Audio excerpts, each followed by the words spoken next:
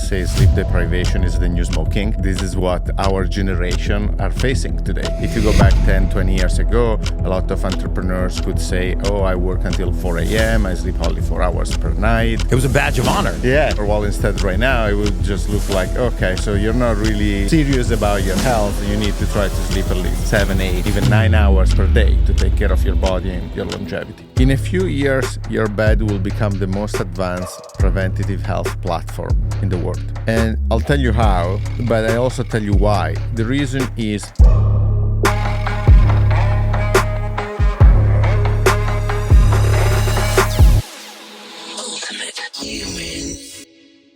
Welcome to the Ultimate Human Podcast. Today we're diving deep into the fascinating world of sleep technology with Matteo Franceschetti, the founder and CEO of 8 Sleep. 8 Sleep is actually something I use every day in my life, and Franceschetti was a former athlete and lawyer turned groundbreaking entrepreneur. Matteo is at the forefront of revolutionizing our sleep through cutting-edge technological innovations. Stay tuned as we explore how technology is unlocking the true potential of our sleep and how artificial intelligence, data, and science can make us a healthier and more energetic version of ourselves. Hey guys, welcome back to the Ultimate Human Podcast. I'm your host, Gary Brecka, human biologist, where we go down the road, everything anti-aging, biohacking, longevity, and everything in between. I am super excited about today's guest. You heard about his background. I am a big fan of the product that he's developed. I'm a huge fan of his mission to improve and correct sleep and to bring technology and artificial intelligence to the table to help Americans sleep better, get more quality sleep, deeper sleep, and then thrive. I just think that if you don't have the foundation of healthy, good sleep, really much else doesn't matter. So welcome to the podcast. We were actually just talking about the pronunciation of your last name, and I apologize. I've been traveling for 32 hours. I just got back from the Middle East, and there was a sandstorm over there, and I got really the worst sore throat from it. I'm actually not sick. I just have this sore throat from breathing in 30 pounds of dust for 4 days. But Matteo, how do we pronounce your last name? I was telling you before the podcast started. We Googled it. And there were all kinds of pronunciations, and one of the pronunciations actually said it was a French pandemic syndrome. So, yeah. So how do we pronounce your last name, Franceschetti. Franceschetti. Welcome to the podcast, Matteo Franceschetti. Thank you for having me. You know, I'm really excited. We're a week away from my sleep challenge, where I'm going to take tens of thousands of people through tricks to get a better night's sleep. I was actually doing some research for the podcast, and it's astounding to me that almost 35% of Americans are chronically sleep deprived. 30% of the world's population reports having some kind of sleep condition, an actual sleep anomaly, sleep apnea, narcolepsy, severely interrupted sleep patterns, circadian rhythm disorder. I mean, this is a much bigger issue than I think that society is even aware. And I know that my listeners are very, very interested in tips and tricks for getting a better night's sleep. But I want to talk about your journey from being a lawyer, from being an athlete, into Sleep 8 and your interest in sleep technology. Yeah, of course. And I 100% agree with you about the importance of sleep. I always say sleep deprivation is the new smoking. Yes. This is what our generation, or the people of our generation are facing today, right? If you go back 10, 20 years ago, a lot of entrepreneurs could say, oh, I work until 4 a.m., I sleep only 4 hours per night. It was a badge of honor. Yeah, it was a badge of honor. While instead right now, it would just look like, okay, so you're not really serious about your health. You need to try to sleep at least 7, 8, if you can, even 9 hours per day to take care of your body and your longevity. But talking about me, I'm Italian, as you can guess. Clearly, yes, very clearly. From my last name. When I was a teenager, I was an athlete. I was a tennis player. That is how I was spending 99% of my time outside school. And so I have always been into recovery, physical activity, and I always try to be, fit. Right. Then my professional career started. I went to college and I stopped playing tennis. I had 2 surgeries to my knee. Wow. And then I became a lawyer. a business lawyer. I'm sorry. Yeah, I'm sorry too, but it's my scene. Yeah. And so I worked for two very large law firms doing securities and finance at the European level. And then I finally became an entrepreneur. But there is this interesting gap in my life that goes from probably when I was 19 to when I was 30, where I almost stopped doing any physical activity. I always kept thinking, oh, I'm an athlete, I'm in good shape by default, Right. so I don't need to do that, I can just work. And then I have this realization when I was 30 years old that things were changing in my body, that I was not in a great shape. Actually, I still remember it was my birthday, my 30th, and I decided to go running that day. And after 5 minutes, I couldn't run anymore, right? Wow. I was already tired. And that is when I realized, look, if I want to take care of myself, if I want to be the person I always thought I am physically, it's better I start taking care of myself again.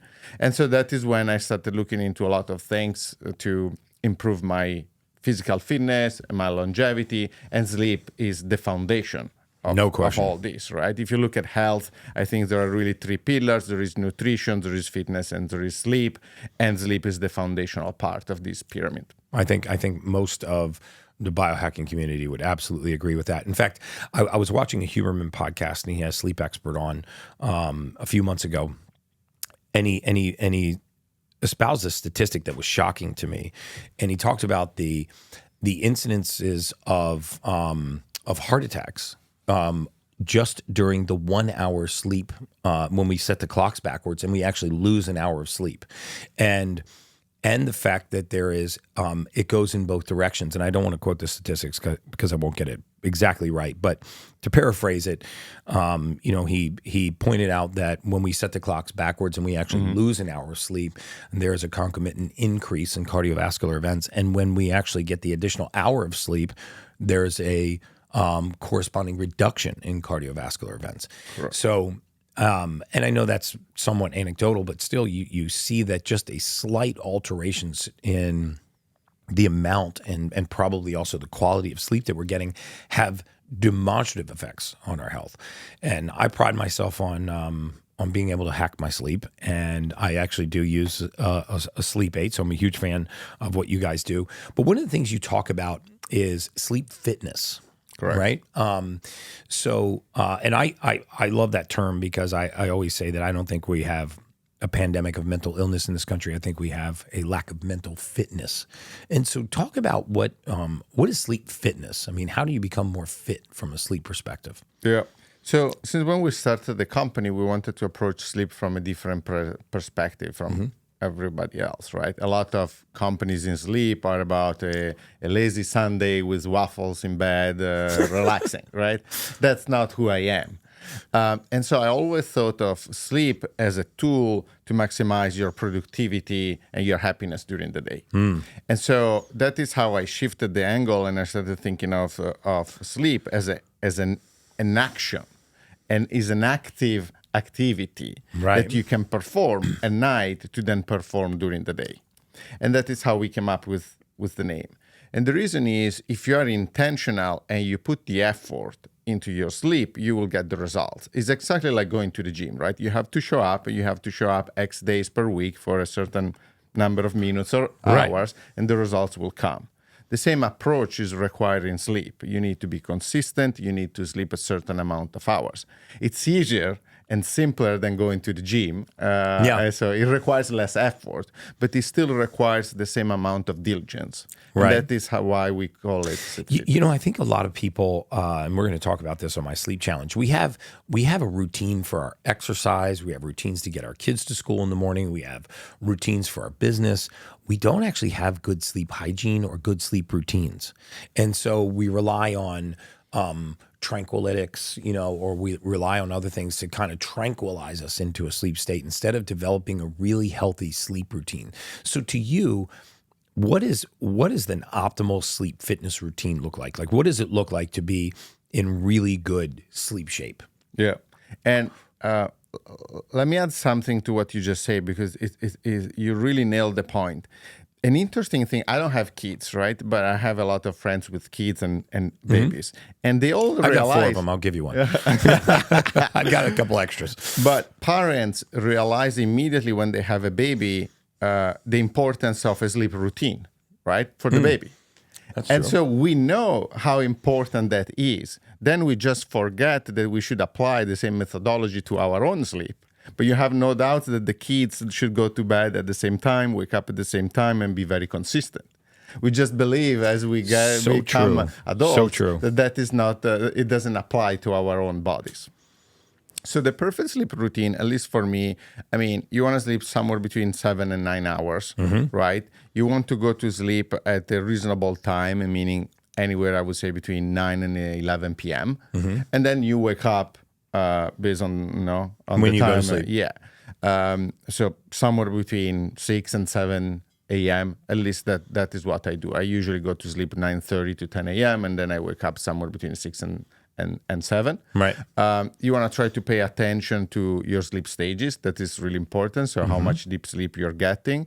For me, the magic number is if I get more than 18% deep sleep, I feel like a superhero. 15 to 18, I'm okay. Below 15... and that's deep sleep. So that REM sleep or separate from REM, that is deep sleep. So talk about the different levels of sleep, because I think it's confusing when people hear there's delta sleep, there's theta sleep, there's REM sleep, there's deep sleep, there's light sleep, and then there's a waking cycle. And I actually wear a Whoop. I also track it on the Sleep 8. And they usually seem to be very much in sync with one another, but make a little sense out of the sleep metrics for us. I always try to simplify, like if I was explaining this to my grandma, right? And so I stay away from all the scientific definitions. And so oversimplify, you have your deep sleep, you have REM, and you have light sleep. And again, oversimplified is if you talk to a real doctor, they will be way more sophisticated. But I try to keep it very practical. So deep sleep happens mostly in the first part of the night. In the first half of the night, you will have way more deep sleep than REM. And deep sleep is when your physical body is recovering. REM instead is when you're dreaming. And that is usually when your brain is recovering and is reallocating all the information that collected during the day in the library inside your own brain. And that tends to happen more in the second part of the night. So what you will see is that your body tends to give prevalence to the physical recovery. So if you sleep only 4 hours, you will see you get way more deep sleep than REM because of these allocation. Because deep sleep is coming first. Exactly. And then REM comes later. And REM is not as deep a state as deep sleep. Correct, and it's more focused on the brain than the physical body. Okay. The interesting thing is also that while you're in REM, your body is completely deactivated, so nothing is moving. And the reason is you are dreaming, right? And so if you were dreaming and your body would be moving, you would be actually moving the body, and it could be dangerous for yourself. Right. And so you're in this static position while you are in REM. REM state. And if you're sleep deprived, your body will keep trying to give prevalence or priority to deep sleep versus REM. So what you are really penalizing is your brain functionalities and your brain sharpness. So initially when you get into this deep sleep and you move from the deep sleep, which is the body's time to recover, repair, correct, detoxify, what have you, and then you move into the REM stage. This REM stage is the stage where the brain is really the focus of the attention, and you want the REM. Well, you want both. Yeah. You want deep and you you want both. REM. Yeah. But you're saying that as you become more sleep deprived, your body will prioritize the deep sleep. Correct. Which seems like a good thing, but then at the detriment of REM sleep. Correct. Which is compromising brain function. Exactly. Because all the brain function, all your memory, mental sharpness, all that comes from REM. Right. So actually, if you, for example, when I have the board meeting of my company, that day I always try to sleep 1 hour longer than usual. Really? Yeah. Okay. And so that extra hour will give me extra REM, and I believe it will make me extra sharp. So sharper now, than do you usual. find that you can just decide to sleep an hour longer? Because I think most people would be like, I would love to sleep an hour longer, but I wake up at the same time every day, or I just wake up and I can't get back to sleep. I want to talk about some of the sleep hacks, some of the sleep tricks. that we can use to get a better night's sleep.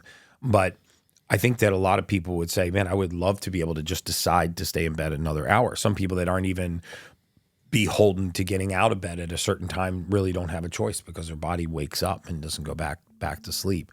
So talk a little bit about a good sleep hygiene or a good sleep routine that people could develop in order to get into a good pattern of sleep, a good sleep routine like they would plan their workouts. Yeah.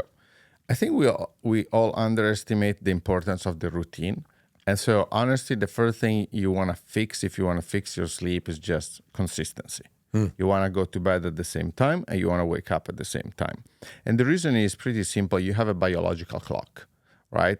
And by just training your body to falling asleep at the same time every day and waking up at the same time every day, at a certain point, it will just become a biological habit. Right. And so for me, for example, I always struggle to wake up early. My body just wants more sleep and more sleep. But as I train myself to wake up at 6 a.m., now my body, it just wakes up at 6:05, 6:10 on its own. And what time are you going to sleep? Somewhere between 9:30 and 10 a.m. Okay. In that range. 10 p.m. Okay. Yeah. And 10 p.m. Yeah. Sorry. 9:30 is my sweet spot. I'm there. That's amazing. 10 minutes with my wife, and then I start falling asleep. I'm lucky I can fall asleep very, very fast, quickly. Right. My sleep is not always perfect in terms of quality and performance. And so I try to sleep a little bit more than 8 hours, because then the real effective sleep will be around 7 hours and 45 minutes. So that's like a 10 p.m. till 6:30, 7 a.m. Yeah. Okay. The 9:30 to the 6, right, is 8 hours and a half. But then the high quality sleep, the true sleep, it ends up being somewhere around 7 hours and 45. And if you were to partition out your sleep, when do you find that you're getting the most beneficial sleep? So early on, you're getting the deep sleep. Are you trying to extend the time that you spend in REM sleep so you have more advantages for your brain? Sometimes, yes, like the morning of the board meeting, if I try to not wake up at 6, but to wake up at 7, if I can. That extra hour will make me extra sharp. Yeah. Just more agile mentally. I will feel more rested. But the other thing is our product, by changing your body temperature, enhances some of these phases, right? And so what we see is we can enhance your the percentage of your deep sleep, and we can enhance the percentage of your REM. Wow. We also reduce toss and turns, which is the other big factor negatively impacting your sleep quality. Right, because those are sort of waking states. Exactly. Right? Yeah. And so talk a little bit about how that occurs, because now we're bringing technology to the fitness industry, and I really want to talk about that because you have some really exciting technologies even coming out. You even have some new technologies coming out. But what does temperature have to do, and bioregulating your temperature have to do with actually extending deep sleep or REM sleep? Yeah. So your body has what is called a circadian rhythm, right, which is this cycle during the day. And your body temperature already changes during the night. So when you hear people saying, oh, you should sleep at 68 degrees the whole night, it's not true. It might be true for an hour, but it's not going to be true for 8 hours. And the reason is your body temperature follows more or less what happens with the sun and the night, right? And so as soon as you fall asleep, your body temperature should drop. And 3-4 hours before you wake up, the body temperature should start rising. It literally follows the sun. Imagine if you were in a cave, it gets colder around midnight, and then 2-3 hours before sunrise, the sun starts coming out and it gets slightly warmer. And then by the time there is the sunrise, everything is warmer, right? And so there is this U curve that your body temperature follows. And what our technology does is just helping your body to do what it's supposed to do. So when I set those settings, because I'll do, like, my wife has different settings than I do. She says it's too cold on my side of the bed. But so, I set it to about a -3. Now, when I set it to -3, that's where it's starting out, right? When I get into bed. Yep. And then as I'm progressing through my night of sleep, is it then warming me up, the next morning and bringing me out? Yeah. Because I do notice a considerable difference in my sleep when I use Sleep 8. In fact, I had a 100% sleep score 2 nights ago. Nice, which is congrats. awesome for me. I woke up and saw the Whoop, and I was like, oh my God. I posted it all over Instagram. I was so proud of it. Like 97% recovery and 100% sleep score. That's great. Yeah. So let's start for a second from what is our product, and then I go back to your answer. So it's a mattress cover that you can install onto any mattress, and it will improve your sleep. How? Through thermoregulation. So each side of the bed will have a different temperature that changes hundreds of times per night to maximize your sleep. And what's causing that change? Is it sensing your... Yeah, so there are sensors in the mattress cover that you don't see and you don't feel, but they are able to capture everything about your sleep stages, your heart rate, your HRV, and your respiration. And based on these biometrics, we have developed different algos that keep changing the temperature to maximize your recovery and sleep stages, particularly deep sleep and REM. Wow. This was already proven from a clinical standpoint before 8 Sleep. So again, we are not reinventing the wheel. There was plenty of evidence that by changing your body temperature during the night, you could get better sleep. I think that's well established, yeah. And so what we did is we just created the first consumer product at scale that could just do that for every human being. Right. And so each side of the bed can have a different temperature. So if you sleep with a partner and the partner has different preferences, different biometrics, different body mass, whatever, everything will be personalized.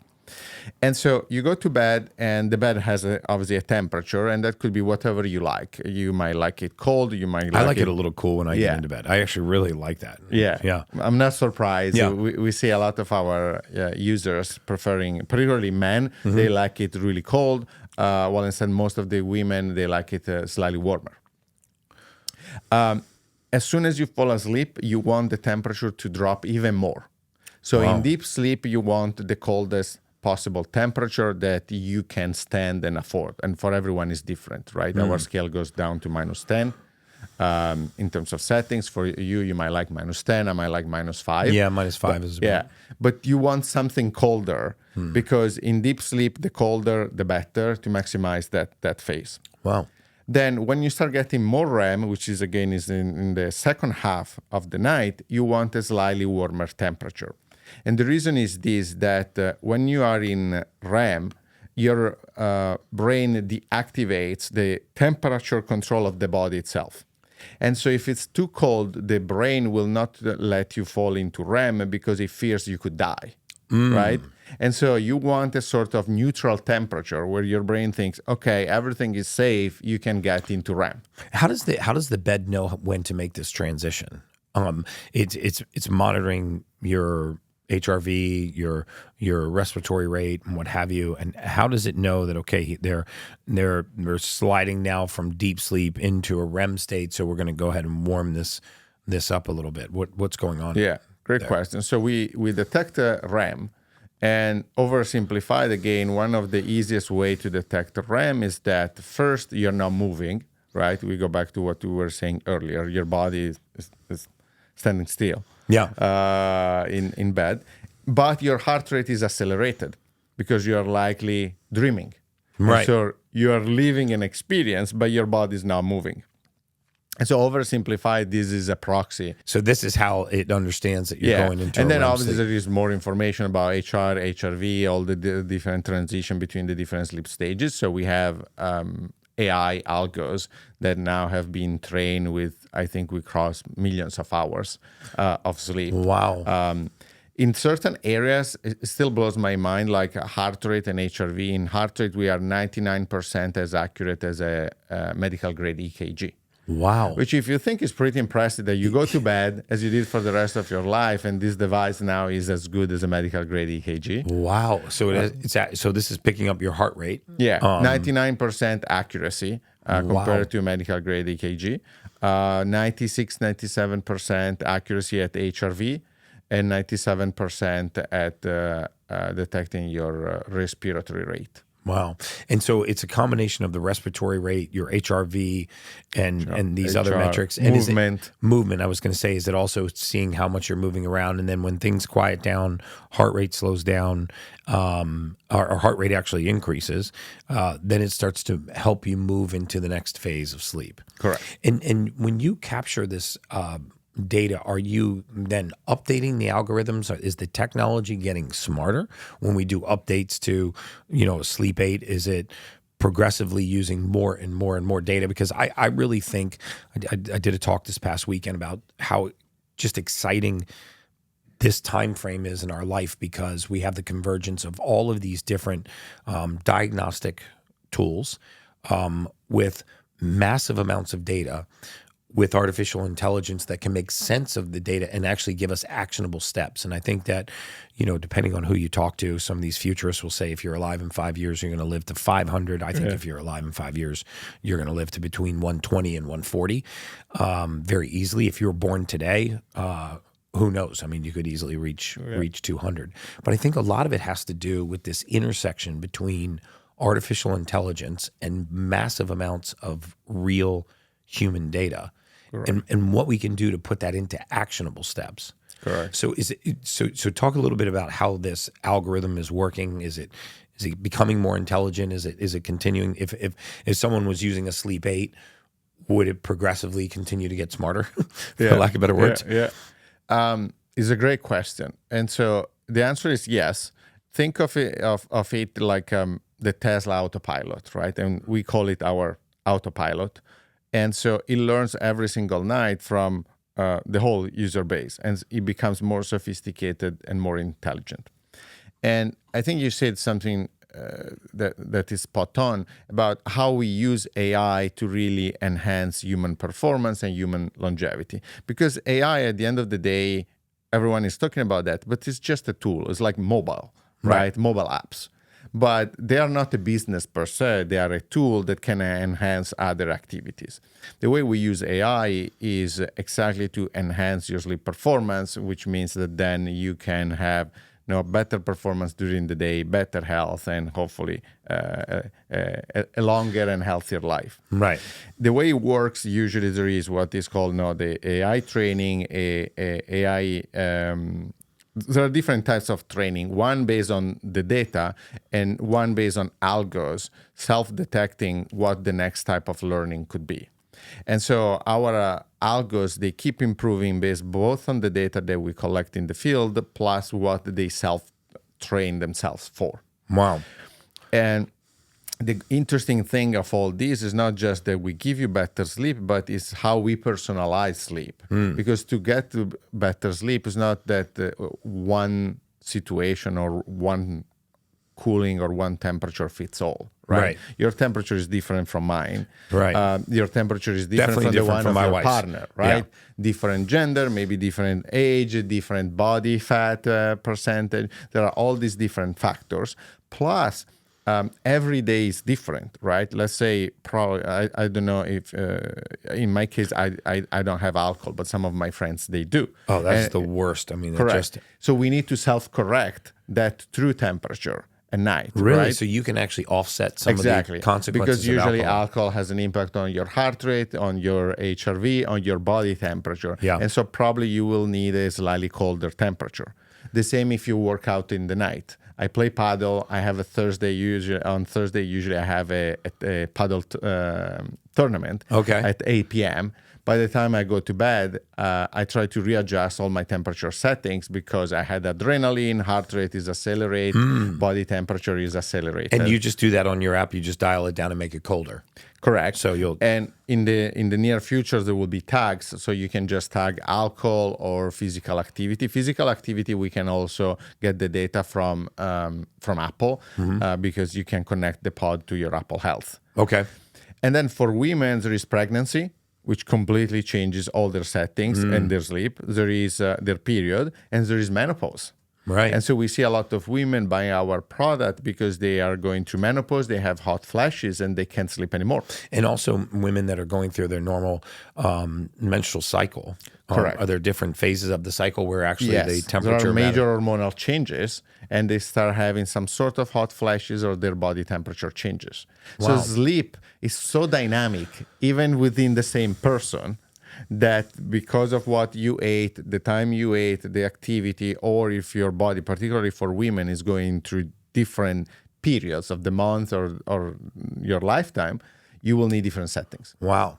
I didn't realize it was that sophisticated. I mean, I do notice that I'm getting better sleep, but my wife does too. But for menstruating women, I mean, that is a huge deal. I mean, we actually had a big discussion about intermittent fasting and menstrual cycles on females, and I had a renowned physician on the podcast talking about the detriments of always treating menstruating females exactly the same way, meaning like they have the same feeding window, every day of the month. When their cycle changes, it can be disastrous for their hormones, and sleep seems to be no different. So this is intelligently gathering data and changing the temperature based on where their body temperature might be and what helps them get into deep sleep versus REM sleep and what have you. Exactly. Well, and there is where you can really leverage the power of AI. Yeah, that's just going to say the same thing. This is the really exciting thing about AI. I mean, millions of people with millions of different biometrics, millions of different genetic makeups, body temperature, metabolisms, metabolic rates, what have you, sleep schedules, and all getting their own data to actually improve the metrics for themselves. So talk a little bit about good sleep hygiene or good sleep routine, other than just sleep aid in your bed when you go to bed. But what are some of the preparatory things that people can do to like enhance getting a good night's sleep? I mean, I think everyone that I've ever spoken to about sleep that has any kind of wherewithal on sleep is consistent about how important consistency is. Yep. Right? Same time going to bed, same time waking. But what are some other things that they can do? Red light, screen time, breath work. What are some other things that you find, being in the industry, are good sleep routines that people could?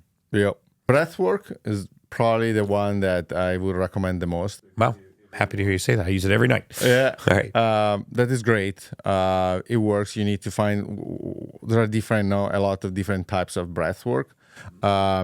In my case, what I do, I breathe in for 4 seconds, I hold for 4 seconds, I breathe out for 4 seconds. I stay empty. Yeah, exactly. That works really, really well for me. So that is one. The second that I use is thermoregulation even before going to bed. And so there is an extreme version that is if you have a sauna and an ice bath, that is absolutely perfect. You do a sauna, ice bath, you do 2 cycles. After that, you're ready to go to bed. You will feel completely... So sauna for how long? 20 to 30 minutes. Then you do your ice bath, let's say 5 minutes. It could be anywhere between 3 and 5. And then you could do another round if you can. And end on cold. And then you can end on the ice bath. Yeah. Okay. And after that, you just go in bed, you relax, and you will just feel so relaxed, and you will likely fall asleep. If you don't have an ice bath or a cold plunge, you can do something similar just with your shower. You could switch between hot and cold. Or a lot of people, even particularly women, love a warm bath, right? So right. You could just have a hot and warm bath that really relaxes you. Even there, it's something that we do with babies, right? And now before going to bed, we do their bath, then we change them, and then we put them to bed. Right. So there is plenty of history. So now the warm bath, I mean, so you've warmed the body up, but then you're saying when you get into bed and you're actually cooling the body down, this helps pull you into that deep sleep. Yeah, because after being in a hot bath, your body will want to react to cool down the core body temperature. And so that is what will help you to fall asleep. Because again, to fall asleep, your core body temperature needs to drop. Right. And what is the drop in core body temperature? I've heard 2 degrees Celsius, 2 degrees Fahrenheit. What is the necessary drop? I mean, because people that don't have a sleep aid, I encourage them to sleep in a cold room, 68, 69 degrees Fahrenheit. And that alone does have positive implications, positive impact on their sleep. And we're going to take, like I say, tens of thousands of people through this sleep challenge next week, and we all joined the same group, so we're all part of the same group, and we're going to actually use these sleep hacks, one of which is the sleep 8, to migrate through and check our sleep in the morning as an entire group. So what's the importance and what's the physiology behind the body temperature drop? I mean, why is that cooling period so important? Yeah, it goes back to the circadian cycle and what we were saying of the cave, right? So this U curve. And so as soon as you fall asleep, to maximize your sleep performance, your core body temperature needs to drop. And the amount of degrees is different for everyone, in particular, based on gender, based on age, based on what you ate. But directionally, you want to have this drop. That is why before 8 sleep, what was recommended was just to sleep in a cold bedroom. Right. Because that is the easiest proxy to try to kind of help your body to achieve that. Obviously, now with technology, we can be way more specific. Yeah. And we can specifically adjust your body in very different ways. But I don't know if you have this problem with your wife, but a lot of couples, they fight around temperature. And the reason, we definitely do. Yeah. And the reason is... She's very thin and likes it warm, and I'm the definition thicker of like it cold for your body is very different from the definition of cold for your wife, right? And that is why the 68 degree in a bedroom doesn't work for everyone. And maybe then at a certain point, if your wife is going through menopause, 68 degree will not even be enough anymore for her, and now she wants 65, and for you it becomes too cold, right? Or she wants 60, whatever, right? Sure. But the 60 would be nice and dicey. That's getting down there. Yeah. But that's the like first sleeping in a cold principle plunge. is the same, right? So the body needs to drop. Right. The body temperature, the core body temperature needs to drop, and so you can prepare your body to do that in a couple of different ways, with technology, with a colder room, or with a bathtub. That is one And way. when you say the bathtub, because the bathtub heats you up first, you're talking about a warm bath, and it's actually this drop in temperature which helps ease you into that deeper REM or that deeper sleep that you're after. Yeah. Another thing that sometimes for some people like me, my extremities are always cold, right? Like the feet and the hands. And if your feet and hands are cold, you don't fall asleep. Right. And so a hot a bathtub or a warm shower could help people like me, or a lot of women have this kind of problem, to make sure that your Like a Raynaud extremities are syndrome. warm, so then you can fall asleep. Right. So, yeah, and my wife and I both have that same situation. So for people that are, looking to take advantage with a sleep aid to maximize their sleep, what about the, waking up at night for frequent urination? What about the people that have a hard time going to sleep because their mind is awake? One of the things that we talk about is the mental aspect of fitness, of sleep fitness, and you're talking a lot about the physical aspect of sleep fitness.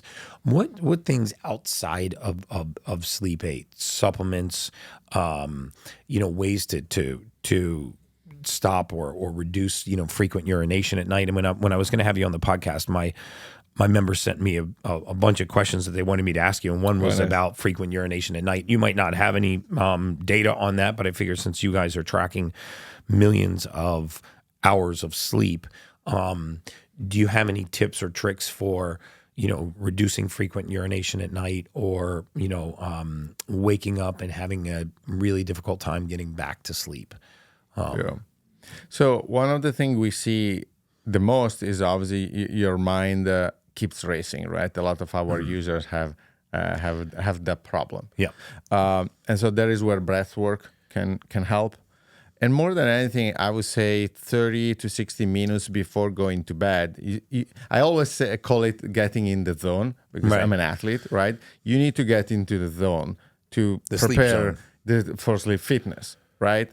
Because if you just keep working, you just keep emailing with whoever, and you're there fighting or working on a big deal for your company, right? Between the adrenaline and accelerated heart rate, your brain just keep thinking about how do I win? Yeah, this and now point? you're body tired and your mind awake. Exactly. Yeah, which a lot of people suffer from. And so the approach I always have, for example, is I'm not against you using the phone or the screen.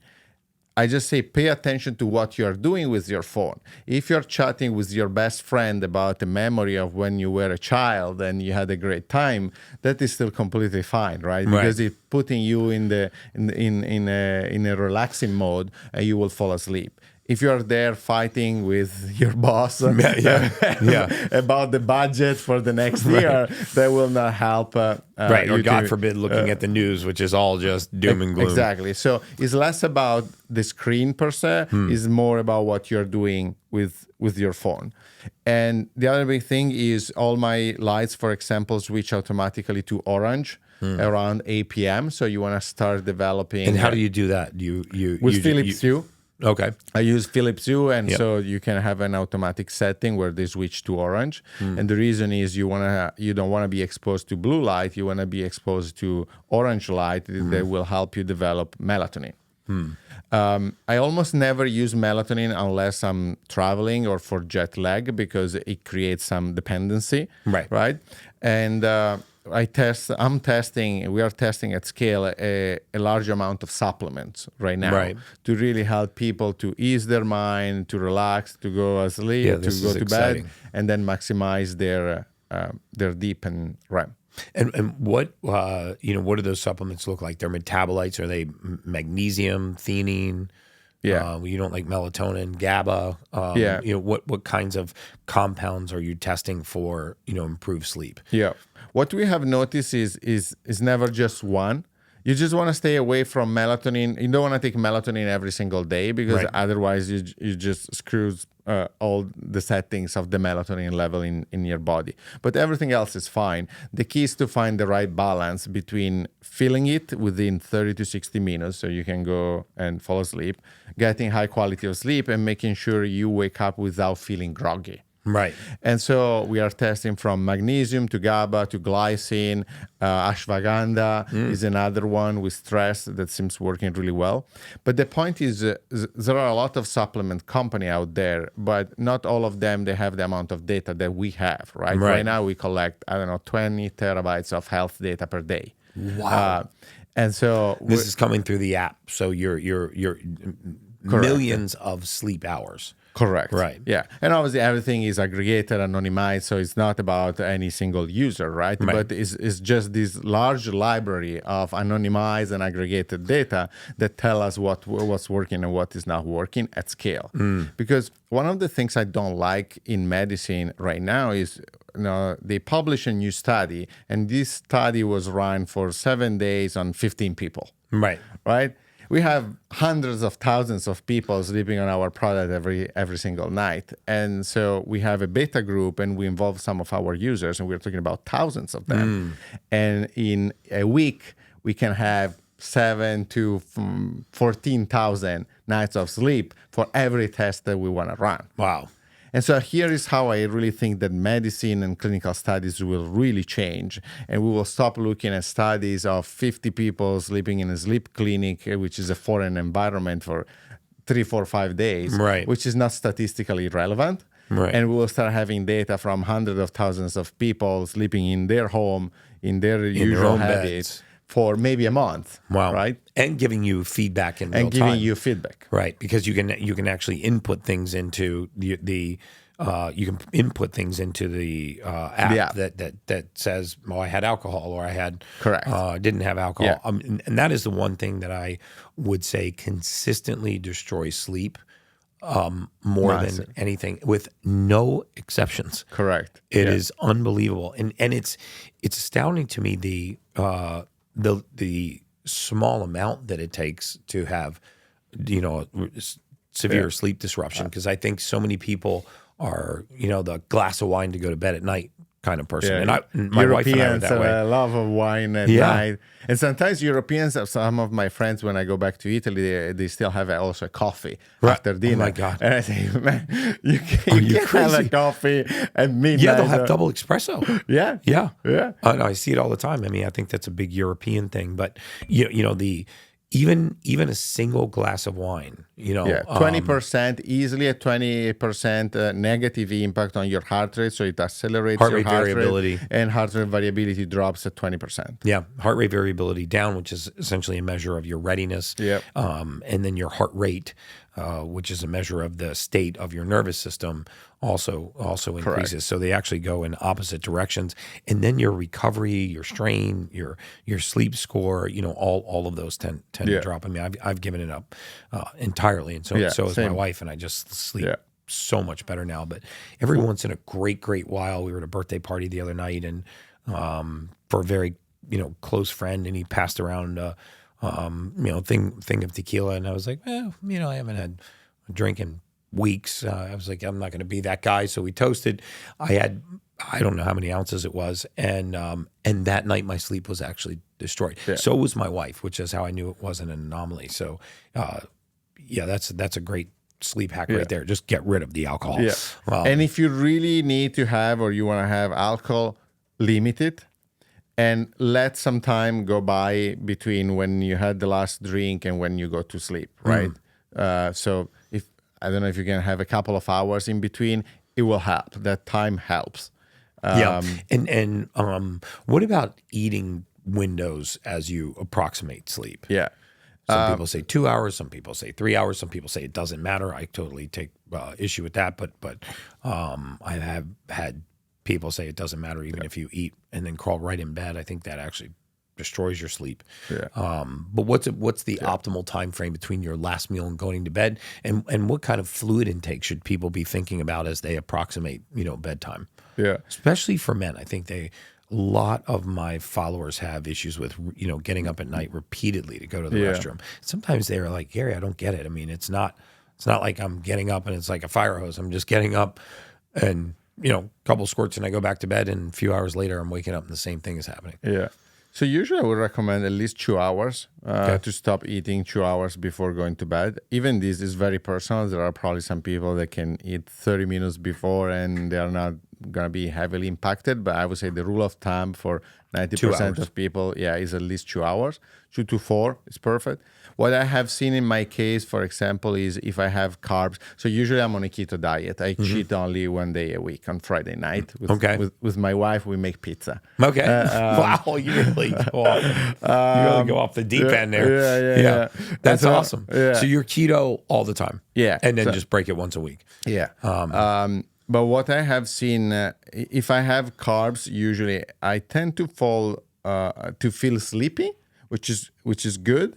But then my sleep quality will definitely suffer.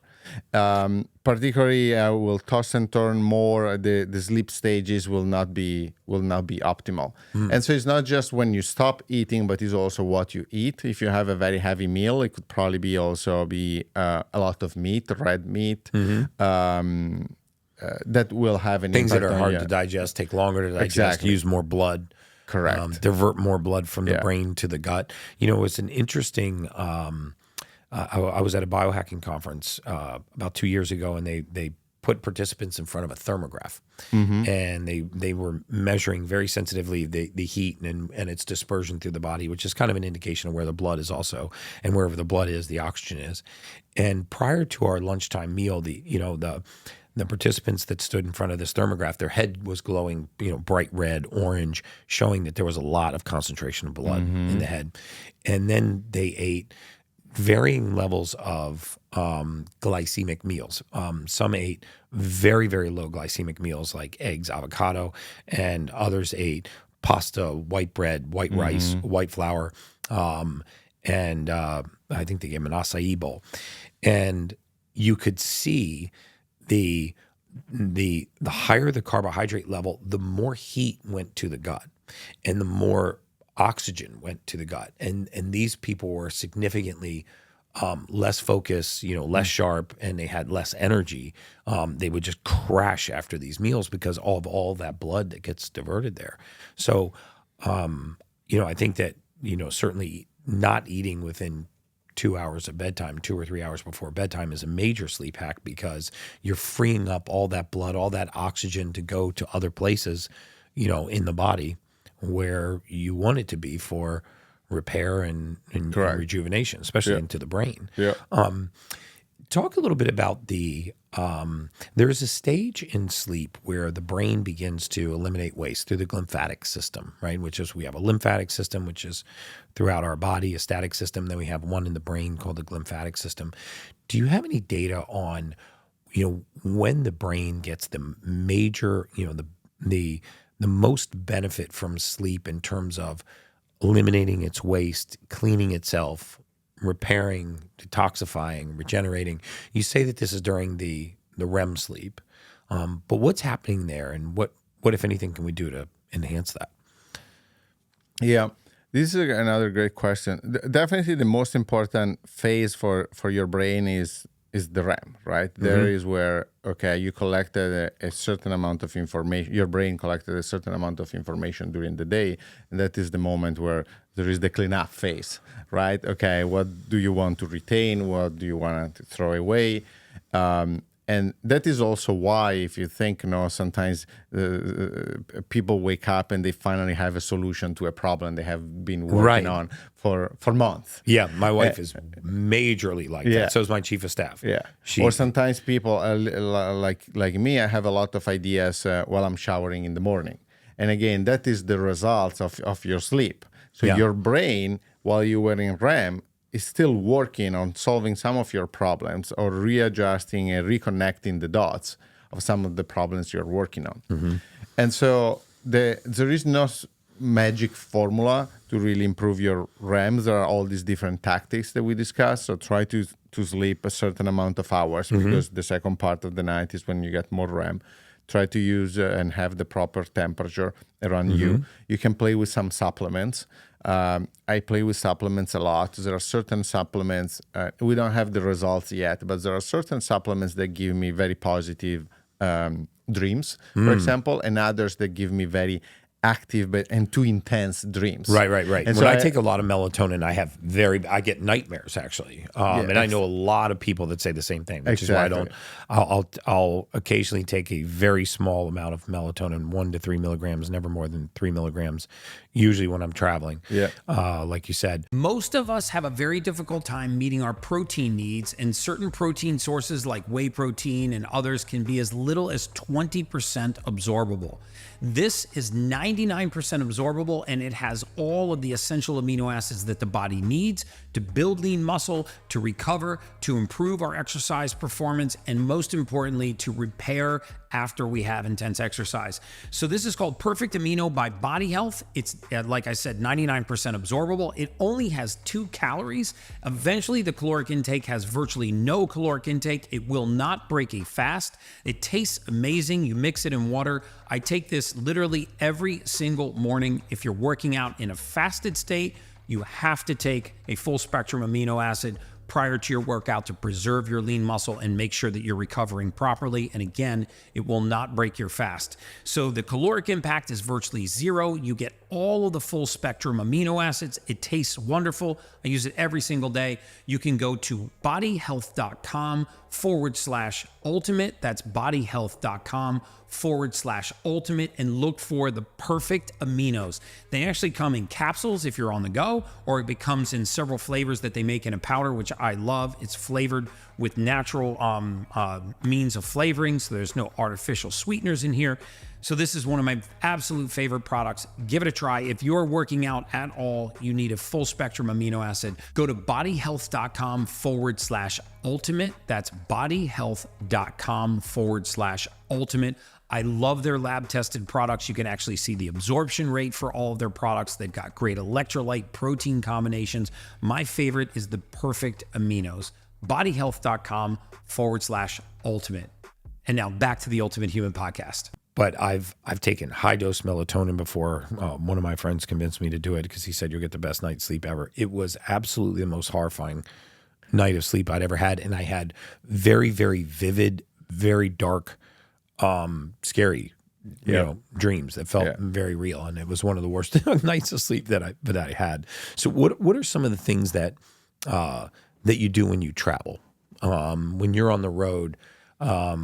Clearly you're not, bringing all the equipment with you. So how are you hacking your sleep on the road? What are your tricks for? Yeah.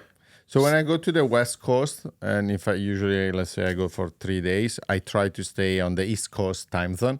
So I wake up really early and I go. I kind of like that out there. Yeah. I do the same thing. I like it because you get like 3 extra hours in the morning It's when nobody's amazing. bothering you. You're working out at 4 a.m. You feel amazing. Exactly. Yeah, I love it. My son and I talk about it all the time. We love going, from Miami to LA because 7:30 we're smoked. Exactly. And we just go to bed at the hotel and then get up at 4 o'clock in the morning. You got half your day done. I love that too. So I try to stay on that time zone. So once I'm back, I'm ready to go with my consistency. If it's a long flight, if I'm going to Europe, I try to use melatonin to readjust. I like, for example, when I go to Europe to fly in the night, I go to the hotel and I immediately go to the gym. And so, and I try to At night? No, I land in the morning. So Okay. I leave the US. Let's say I leave Miami. Usually the flights at 8 or 10 p.m.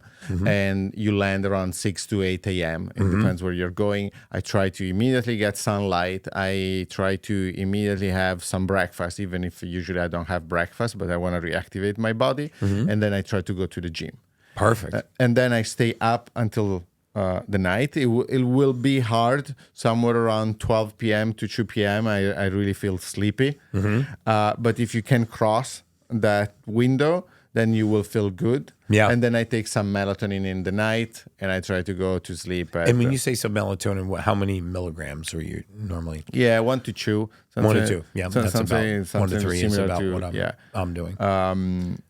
Well, instead again, West Coast, I just stay on my routine. I try to set the right temperature of the bedroom. I try to do a bath or a shower before going to bed. So I try to replicate the same habits. Yeah.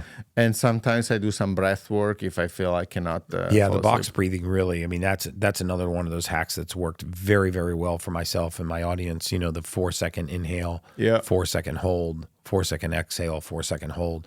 That seems to work incredibly well for lots of people, and it's free. I mean, there's no downside to trying that. I find that if I tried to do 6 or 8 cycles, I don't think I've ever made it to 8 cycles. Yeah. As I sort of get to that, I get actually tired of doing it, and and I go right down into sleep. I mean, blows my wife's mind. So, talk to me a little bit about what the future of Sleep 8 holds. I know you've got some technologies that you're working on, that you're releasing. Some you're willing to talk about, some not yet. But what is the future of Sleep 8? Because, what's exciting to me is this convergence again of AI and data and massive amounts of data, and the fact that you can actually make adjustments in real time and feed it back to these people that are trying to get a better night's sleep. So where is technology going for your company? Yeah. In a few years, your bed will become the most advanced preventative health platform in the world. And I'll tell you how. But I also tell you why. The reason is the form factor. We have a lot of space, right? Our product is at the price point where adding certain sensors for $5 is not going to change anything, right? Well, instead for wearables, they have battery problems, they have space problem, and because of the price at which they sell, $5 in the cost of the device makes a difference for their margins. Right. The other big thing we have is once you install our product, you don't remove it. It's not like a wearable. A wearable, they have a lot of drops after 6 months. People stop using it because they forget to charge it or they forget to bring the charger with them. Right. Our product, once you install it, it stays with you for the next 3, 4, 5, 6, 7, 8, hopefully 10 years, right? And even if you don't open the app, it still means we have the data of what is happening in your body, and so we can come back to you with valuable information. But in 2017, I wrote a memo, which is what then drove for us to raise the first large amount of money from Khosla Ventures. And the vision is what I call HyperPod. HyperPod is a canopy bed, right, where there are blackout curtains, and we control air temperature, air quality, and oxygen level while you're asleep. And because there is a ceiling, we work on certain technology for full body scanning. So even when you were talking about thermoregulation earlier in our chat, that is something we are already working on. Wow. So we want to scan your body every single night to detect early signs of certain diseases that might be developing in your body. Wow. The other big thing is because we have this longitudinal data, right? Some of our customers now, they have been with us for 4 years. So maybe you don't have a certain cardiovascular problem today, but we will have soon enough data to know that just based on the trajectory of your heart rate, HRV, and other biometrics, you might develop arrhythmia 5 years later. Wow. Right? The real power of AI and machine learning right now will be the prediction, not even the detection. Right? Detection will already be 100 times better because we can scan you every night, right? But the real true value to reach the 500 years of life will be to be able to predict 5-10 years in advance what might happen with 80% chances. And intervene now. Right. Because maybe you can start taking drugs for diabetes now instead than when you discover you already have the diabetes. Right? That's fascinating. And obviously for cancer, things like pancreatic cancer, if you discover it very early, you have 90% chances to survive. If you discover it late, you have 90% chances to die. Right. And with thermal imaging, maybe you don't know if you have a pancreatic cancer, but what you could see is that the temperature around the pancreas is 2 degrees higher than what has always been your baseline. And so maybe at the beginning, we will not know what the disease is or what the problem is, but we will be able to tell you, go to your doctor. We don't expect to replace the doctor, but go to the doctor and check this specific thing because we are seeing a thermal difference compared to your baseline. Wow, that is fantastic. And how soon on the horizon are some of these changes coming for you guys? It's purely a matter of priorities, meaning we could have these in 6 months. If we wanted. The technologies already exist. So I'm not talking about building reusable rockets like Elon 15 years ago, right? All the pieces of the puzzle already exist. It's just a matter of 8 Sleep. Do we want to focus on this now or we release the next version of the current product? And how much money we want to deploy in R&D in 1 year versus over 3 years. But I already sleep in an HyperPod. Oh, you do? This is already available. I mean, it's not available for normal people, but for the CEO of the company, for the CEO of the company, yes. And so I'm already sleeping in a canopy bed. It doesn't have all the features yet, but it has many of these features. Have you found any positive impacts even beyond the regular sleep aid of being in this pod? First of all, I mean, even just the blackout curtains, they are very basic, but sleeping in a completely dark environment makes a massive difference. I have tested altitude tents for quite a while, and I saw major benefits in my HRV and HR. Most of these of becoming hypoxic. And then hyperoxic. Okay. Exactly. We actually believe that exactly the shifting between hypoxic and hyperoxic multiple times during the night is what will give you the biggest advantage. But we need to run more clinical tests. Sleeping in mountain air, I call it, so in a very purified air the whole night for 8 hours should have a major benefit. And then on thermal imaging, we can already see a major inflammations. So imagine even for athletes, right? You work with a lot of athletes. If you're LeBron James and we start seeing you're developing an inflammation in your elbow, we're going to see it with a high accuracy because these thermal cameras already exist. Wow, that is absolutely fascinating. Well, Matteo, this has been unbelievable. And I think my audience is going to get a lot of benefit out of this. I end every podcast the same way. I ask every podcast guest, if you watch my podcast, you already know this question's coming. But I ask, there's no right or wrong answer to this question. I ask, what does it mean to you to be an ultimate human? It's a matter of health span and lifespan, right? Lifespan, we all know, is, how many years you will live. But the health span is, let's say it's 100 years, hopefully, or 100 years plus, as we were saying. How many of those years, I will be active, I will be able to play with my grandkids, and I can keep playing paddle with my friends. I had a grandma, she died, that I think she was 92, 93, but probably the last 10 years of her life, she was really sitting on her chair. Right. And it was still beautiful to have her because I loved her and she loved me, but she couldn't really live her life in the way I would want her to have lived it. And so that for me means being a having a superhuman life. Wow, that is amazing, man. Guys, definitely check out the sleep aid. I'm going to put links in the show notes below. How can they find out more about you? Find out more about 8 Sleep? Where do they go to get more information on your product or your technology? Yeah, go on 8sleep.com. 8 spell out like the number, EIGHT sleep.com. So there you can see and find all our technologies. There is also something really cool coming out soon, so stay tuned. And for me, you can find me on Twitter with my name and last name. I'm pretty active there, so you can ping me and ask me anything on Twitter and I will reply. That sounds amazing. And as always, that's just science.